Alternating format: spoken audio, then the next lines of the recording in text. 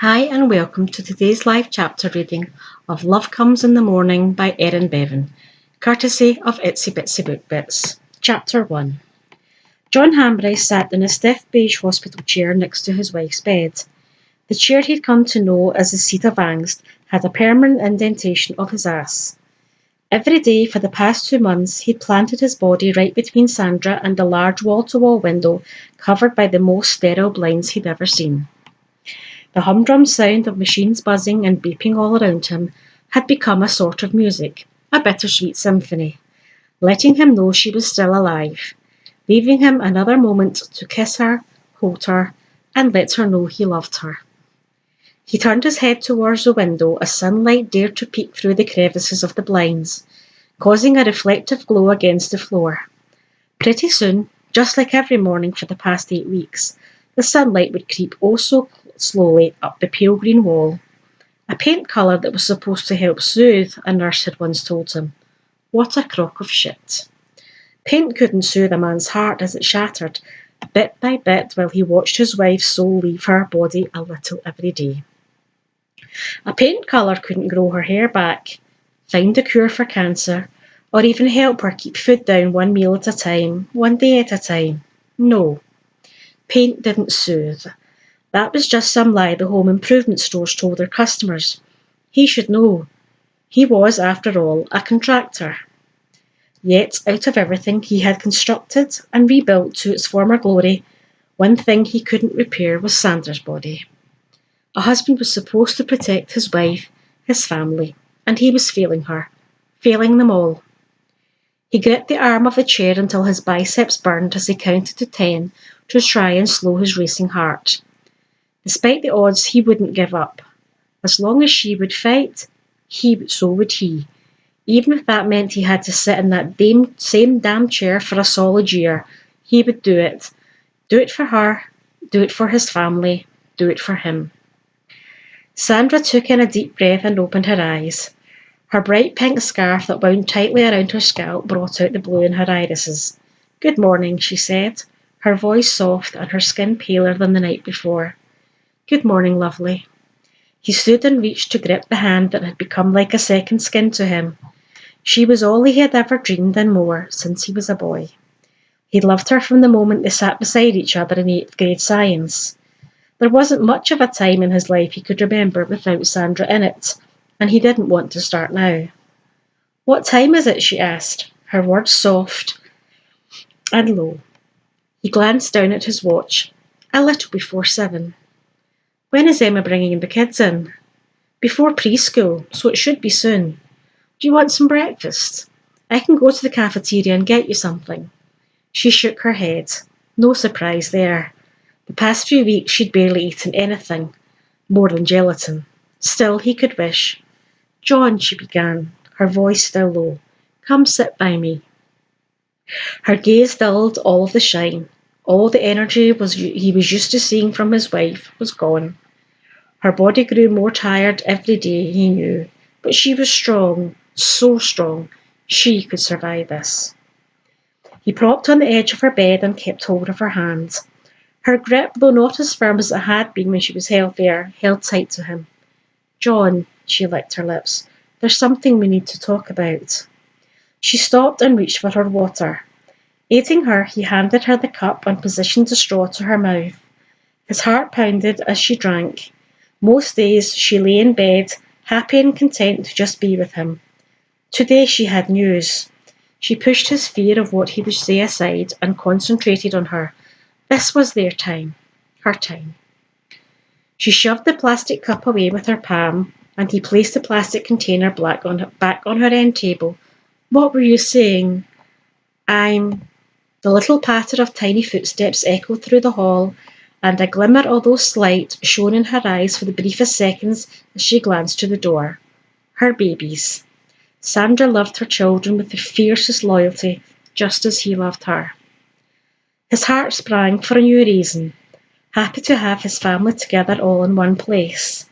A soft smile touched his wife's lips, and a tear pierced her eye. Each moment his family got to be together, holding each other, was a gift he cherished. a gift they all treasured as Sandra's body grew weaker with each passing day. Matthew and Rachel ran into the room, raucous balls of energy for so early in the morning. "Mummy!" they yelled in unison. Matt sprinted to him and threw his arms up. "I want to sit by Mummy." He jumped on his toes, reaching, begging Jon to hoist him in the air and place him on her bed. "No, it's my turn," Rachel protested, pulling on Jon's shirt. "Calm down, guys. You can both sit by her." Emma closed the door to the hospital room behind her. "Morning." Her sister crossed the room and gave Sandra a kiss on the cheek. "You know the rules." Jon reached down and hoisted Matt onto the bed. "No shoes on Mummy's blankets." He unlaced their son's sneakers and tossed them on the floor. Matt scurried to his mother's side, opened his arms wide, and wrapped his limbs around Sandra's neck. More tears welled in her eyes as their boy squeezed with all his might. Jon's pounding heart clenched tighter, and he had to glance away before he had shed tears himself. Strong. He had to be strong. For everyone, but more so for himself. "You next, sweetheart." He turned to Rachel, but the little girl ignored his outstretched arms, kicked off her shoes and threw a leg over the bed, doing her best to pull herself up. He put his hands on her waist and gave her a boost, ignoring her protests. Rachel crawled over and nestled herself next to Sandra. "Mummy, why are you crying?" She wiped a tear from her mother's pale cheek. Sandra glanced back at him. He stared at his family, his heart and soul, his life, and tried to etch the image in his mind. Deep down he knew what message his wife tried to convey through her eyes, but he didn't want to know. How could he ever raise their two children without her? He glanced over at Emma. A pleasant smile held on her face. Even when things were at their worst, she always held herself together with grace and poise, a trait he admired and fed from in that moment. He squared his shoulders and swallowed, his tongue feeling almost too thick for his mouth. Sandra glanced back at their beautiful daughter. "I'm just so happy to see you, that's why." She squeezed Rachel closer to her side and kissed her rosy cheek. Everyone in the room grew silent as they all gathered round his beautiful wife. The moment was too still, too close to death. Sandra wasn't dead. "Kids, tell Mum how school was yesterday," he said, purposefully breaking the silence. Quick words poured from their little mouths as Matthew and Rachel talked over each other, telling her about their previous day, their art projects, and what they would do today. Jon stood with Emma beside the bed and watched as his wife listened to her babies, nodding at the appropriate times. He knew what she was doing, exactly what he would do. Suck up the sound of their voices, notice the tilt of Rachel's head as she spoke, and the comical gestures Matthew made with his eyes, enjoying what she thought was her last few minutes with her children. But they weren't. They couldn't be. His children needed their mother, and he needed his wife. She had to fight. He would make her understand. A click sounded as the heavy wooden door to the room swung open. Dr. Bryan stepped in, his demeanour kempt and his eyes well rested, yet his smile didn't shine in them. He walked to the edge of the bed. "Good morning, everyone." "Morning, Doc." Matthew gave the man a toothless grin. Emma picked up Matthew's shoes from the floor. "I suppose I should go ahead and take the kids to school." Jon's adrenaline soared. Not yet, no. He wanted to keep his family together for as long as possible. But an unmovable lump had formed in his throat. He couldn't speak. "Just a second, please." Sandra waved a hand towards Emma. "Dr. Bryan," she continued, "do you think you can maybe come back in 10 minutes? Jon let out a heavy sigh. Yes, 10 more minutes for his kids to be held by their mother. 10 more minutes for her love to rain down on them. "No problem." The doctor nodded, his gaze staying on her a second longer than necessary. "I'll just go look over your chart." He grabbed the clipboard from the end of her bed and glanced over their family once more before he ambled out. Sandra embraced both her children and squeezed. Her arms shook as she wrapped them in her grasp. "I love you too, do you know that?" They both nodded. "Rachel, your new dress is beautiful just like you. Don't ever forget how wonderful you are, okay?" She placed a kiss on her daughter's soft forehead. "Okay, Mummy." She reached down to tickle Matt's toes. And you, big man, look how big those feet are getting. His whole body wriggled with delight, and the freckles on his face danced with his laughter. Be nice to that little girl who wants to kiss you. You never know. She might be your wife one day. Just like us. No way, he shook his head. Girls are nasty. She ran a hand through Matt's hair, causing the strands to stick up, then placed a kiss on his cheek. I love you, big guy. You kiddos, be good for your Aunt Emma, okay? Yes, ma'am, they said in unison. Her goodbyes sounded like too much like forever send-offs. After the children left, he would talk to her, renew her strength. She had to fight. He and Emma pulled the children off the bed and helped them with their shoes. I'll see you later, Mummy. Rachel blew her mother a kiss and Sandra pretended to grab it. His heart clutched again as his own tears threatened to escape. Be strong. Okay, honey. Sandra dabbled a wayward tear with the back of her hand. Have a good day. Emma reached round to hug Sandra. She whispered something to his sister, and when Emma pulled back, she gave his wife a brief frown, then nodded. What was that about? Emma wrapped her arms around Rachel and Matthew. Come on, kids, time for school. Tell your mummy goodbye and you love her. Bye, Mummy. I love you. Their children each said and waved to her again before leaving the room. They listened to the sound of little feet hitting the tile floor until they couldn't hear them any more. Our kids love you so much. John stepped closer to the bed and gripped her hand again, more pressure building behind his eyes. You have to be strong for them. For me. The doctors will fix this. John, Sandra whispered, and her clasp shook in his. You have to face the facts. I'm dying. No, he raised a hand to silence her. I won't talk about this. He jerked his other hand away from hers and paced the room, wanting to punch a hole in that peppy green paint. John, please, I don't have much time left. Stop right now. He froze and glared at her.